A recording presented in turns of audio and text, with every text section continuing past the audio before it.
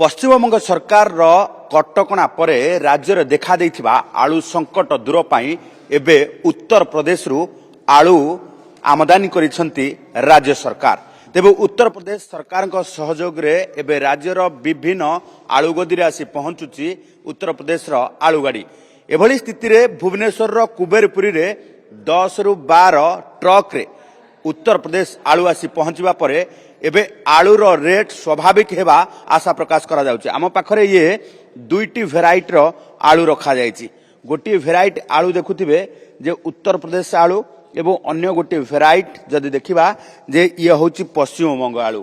तेबे याहारी भितरे जेतेबेले पश्चिमबंग सरकार कटकणा लगेइछंती पश्चिमबंगरू आलू जोगाण एक प्रकार बंद हो जाइतिला, जेउथि पई राज्य रे आलूर दाम चढ़ारे बिका जाउतिला। कारण आमे जदि देखिबा जे ए गोदाम रो दृश्य देखंतु, जो गोदाम रे वर्तमान आलू भर्ती होई रहिबा कथा किंतु आलू संपूर्ण भाबे गोदाम रे पूरा फांका रही। कारण पश्चिमबंग जेतेबेले जोगान बंद हो जाइछि सेतेबेले सबु गोदाम घरर स्थिति एई भली रही। कारण आलू संकट देखा जाइछि, मात्र किछि आलू गोदाम रे रही जहाँकि वर्तमान दर चढ़ारे बाजार रे जाउछि। तेबे एभली स्थिति रे ये संकट दूर करिबा पई राज्य सरकार पक्षरु अर्थात जोगान विभाग पक्षरु उत्तर प्रदेश रु आलू आमदानी करा जाउछि एवं एई परिप्रेक्षी रे वर्तमान उत्तर प्रदेश रु आसी 10 रु 12 ट्रक रे ई कुबेरपुर रे पहुंचीछि आलू, जहाकु नहीं वर्तमान संकट दूर हेबो एवं स्वाभाविक हेबो आलूर दाम बोली वर्तमान आशा प्रकाश करा जाउछि। जहाकु नहीं वर्तमान कुबेरपुर रे उत्साह मध्य रही। कारण कुबेरपुर रे आसी आलू पहुंचीछि एवं कुबेरपुर रे ये देखुथिबे जे गोटे पटे पश्चिमबंग रे कटकणा सत्य मध्य गोटे गाड़ी पश्चिमबंग रु आसी पहुंचीछि। अपर पक्षरे आमे जे देखिबा उत्तर प्रदेश रु मध्य गाड़ी आसी पहुंचीछि आलू धरिकी कुबेरपुरी रे आसी पहुंचीछि।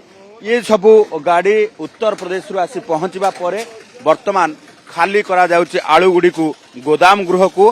कारण कुबेरपुरी खाली पड़ीथिला एवं कुबेरपुरी रे ये आलू गुडी को वर्तमान खाली करा जाउछि गोदाम गृह को। एवं गोदाम गृह को खाली करबा परे ये आज संध्या सुधा मार्केट को प्रवेश करिवो एवं मार्केट को प्रवेश करबा परे आलू रेट जेतेबेले 50 रु 60 टंका रे बिक्री हेउतिला ताहा दर कमी 20 टंका पहुंचू बोली आशा प्रकाश करा जाउछि। कारण राज्य सरकार पक्षरु जो व्यवस्था करा जाइछि से व्यवस्था भितरे वर्तमान आलूर रेट 20 टंका को खसियो बोली चिंता करा जाउछि।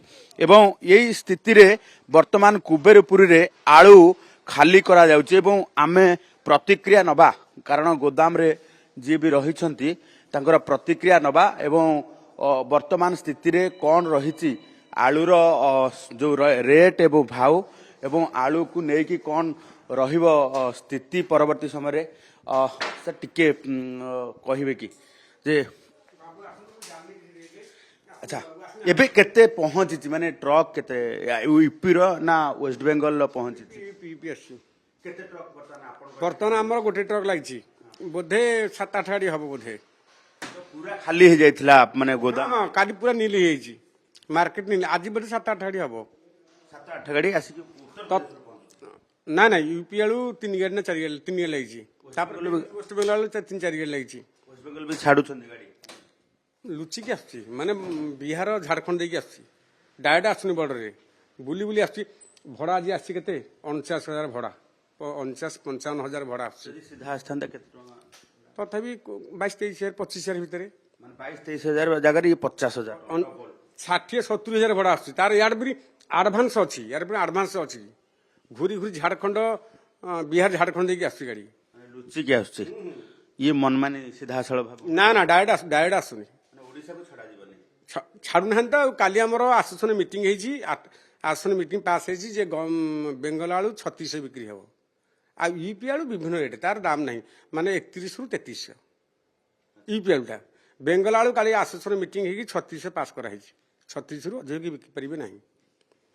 ये जहाँ स्थिति वर्तमान आमे परखुलु एवं राज्य रे वर्तमान रो आलू संकट दूर करिबा पाई उत्तर प्रदेश रु आलू आसी पहुंची एवं वेस्ट बेंगल जो गाड़ी भी आसुची दीदी को मनमानी पाई सीधा सड़क भावे आसी ओडिशा रे पहुंची पारु नाही ଏବଂ ଝାଡ଼ଖଣ୍ଡ ବିହାର ଦେଇ ଲୁଚିକି ଗାଡ଼ି ଆସୁଛି।